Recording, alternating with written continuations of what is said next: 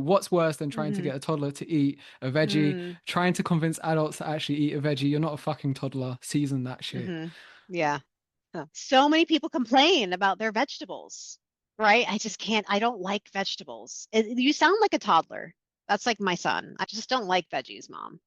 Yeah, well, you haven't had my roasted broccoli, okay? Do you know what I mean? It's like people, they don't get curious and fuck around and find out in the kitchen.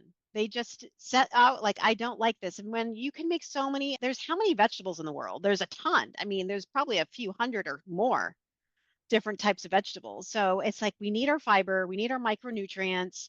It is very important to fuel your body with vegetables, you know? So you kind of have to suck it the fuck up. Hmm. Stop acting like a little baby and season that shit, you know? Why do you think so many people grow up feeling like that or thinking like that? Probably because their parents didn't like veggies either and they didn't give them to them either, you know? Hmm. That's what I mean. You kind of like, if you grow up around eating vegetables, I feel that you will ultimately eat vegetables. Like, I just make sure my son, he has to choose either a fruit or a vegetable on his plate. And he may stick to the same vegetables, but at least he's eating those vegetables. You know, he knows that they're important. So I just think you got to drive it home from your home and also in the schools, you know. Yeah. And I think people just really don't know how to cook, don't want to cook, don't have the time to cook. And those are a few excuses, you know. Mhm. I And can't afford it either is another one. And it's like, well, you can buy frozen vegetables actually, and those, you know, canned. Don't shy from canned or frozen. Just as good, if not and better.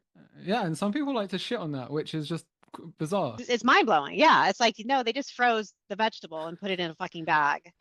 That's literally, you know what I'm saying? It's like, Yeah, yeah. that'll last longer if you're going to complain about the food going bad.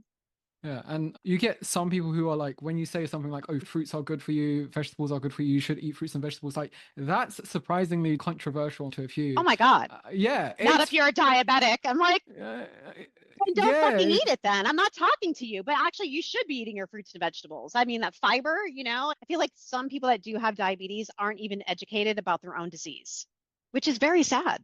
That's very telling about how we educate our patients, apparently, in the United States. If you are diagnosed with a disease like diabetes and you don't get any counseling or help, or you don't decide that you should probably figure out how to manage it, right?